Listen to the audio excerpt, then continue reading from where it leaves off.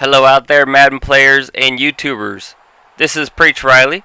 I'm back with another video for my series from beginner to contender, preparing myself for Madden 25. So in this game, progression-wise, some things to take note of. Again, I'm improving quite a bit as far as pocket presence. Shout out to Moss2chappy.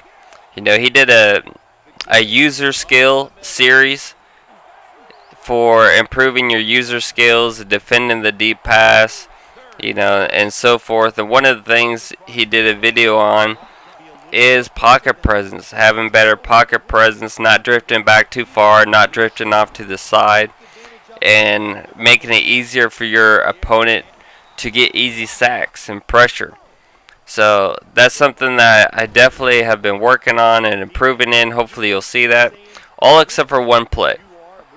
All except for one play, you'll see me drop back and to the right, and as a result, I get sacked.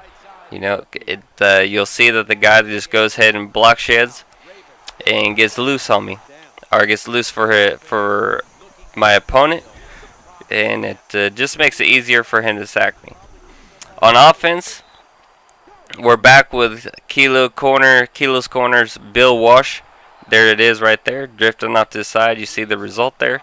So make sure, guys, if you're also a beginner, work on your pocket presence. Stay inside the pocket, unless everything's breaking down and you just need to run. But otherwise, stay in the pocket and work on that, because you stay in your pocket, your passes are going to be better. Now you see he hits me with the read option there. And I have a video up for Madden 25, is it a mistake to blitz the read option? A couple of observations that I made. I haven't really played with Madden 25 much on the demo because I'm trying to get these videos out. But one thing I noticed is the difference on how the defenders play the read option. And I talk about in that video that if I know the read option is coming, that the quarterback is not going anywhere, because I'm going to call blitz, I'm going to pass commit, and my blitzers are going to go after the quarterback and meet him in the backfield. So he hit me with the read option. I wasn't expecting it. I should with the Redskins, but I wasn't. But for the rest of this game, you'll definitely see that make an adjustment there. And please forgive that throw by Flacco, and please forgive that decision by me. I don't know what was going on there in those two plays, but we're certainly back here. So on offense, what I'm trying to do, like I said, work on my pocket presence, and I'm trying to work on my reads, getting better at my progression, the reads. In the Bill Walsh, I'm very comfortable with the Bill Walsh offense with a couple of the formations, but not so much the spread, because it's a read based. The spread is read based in your progression, so I'm trying to work on that. Back to the read option. Here you go. That is what happens. Madden 13, that's what happened when someone tried to run the read option on me, and I knew it. Blitz, that's how I want it to be. I want those blitzers to come in there just flying and go after that quarterback. But it's all about adjustments year to year. There's things that are going to be different, so that's something I'm gonna have to adjust to on how I plan on playing the read option. Now, overall, I did not play very good defense this game. It consistently moves the ball on me. As it kills me with the inside run. And for Madden 25, the inside run is going to be big. So I'm definitely going to have to make adjustments for that. But read option, forget about it, son. Madden 13, don't even try the read option with the defensive schemes that I have. This particular game, I'm running a lot of Sports Gamers, the Duke's 101 defensive ebook from Sports Gamers. But I don't have very good users on the stick for the run defense, so I come up short. And really, I'm not calling run defensive plays. Plays for stopping the run. I'm just it's hard for me to do that. It's hard for me to do that even unless I absolutely know they're gonna run, because I'm always expecting the pass. I'm more worried about the pass. So, and unless he just starts getting a lead and just killing me with a run, I'm not going to commit too heavy to the run.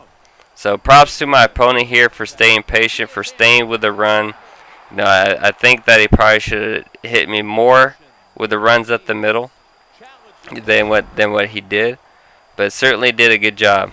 Let's read option. Let's read option. That's not going to go anywhere. So good read by him. Definitely, I can get into the habit of being too blitz heavy. And I watch a lot of videos, or streams with Dream Killers. Well, I used to. I haven't really seen him streaming for a while. And look at RG3 shredding that tackle. Oh my goodness. Okay, but that's all right. And Dream Killers, T-Raw, and them, and they just are constantly attacking the quarterback, heavy blitzes. And I love that. I love just going after the quarterback. But it sets you up. It does set you up for getting beat by some big plays unless you really have some strong users. So I think for Madden 25, I'm going to have to be more balanced.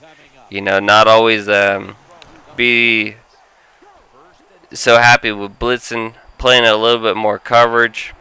And look at Flacco with a nice precision throw there. And really happy about that. Here at the end of the game, you see on offense that I was starting to what's that called when you dive down? I guess dive with a receiver and fall down so as not to get hit, not to risk a fumble or turnover. And that's another thing in my progression. Going along and doing that, taking better care of the football. I always had a habit of just hitting the R1 button, including with the receivers. But with wide receivers and the quarterback, you can duck to the ground. So that's a much better way of taking care of the football than simply trying to cover the ball, because we know that doesn't always help, especially against the big hitters. Here I probably could have made that throw, but again, I'm not trying to risk it. Here this late to the game, I don't want a turnover. So this is all part of my progression, being more careful with the ball, making sure of maximizing my possessions, and making sure that we get a score here. So that's another thing that Moss2chappy always preached about. Big props to him again. Gonna have a link for his channel in the description. But maximizing your possessions, not getting turnovers, not forcing anything unnecessarily. So at the beginning of the game, sometimes I can be pretty sloppy. So I can't say that I put that into practice all the time. But definitely the end of the game, crunch time, I can't afford a turnover. I'm definitely going to be more aware of that. And, I hear Moss2chappy's voice echoing in my head. So, props to him. It's all part of progression. Hopefully you guys are seeing progression. Definitely if you see the earlier videos in here, jumping up to these videos, hopefully the progression is notable. The different things that I have definitely gotten better at: pocket presence, taking care of the football. Even though I still make mistakes, it's definitely way better than it was starting off.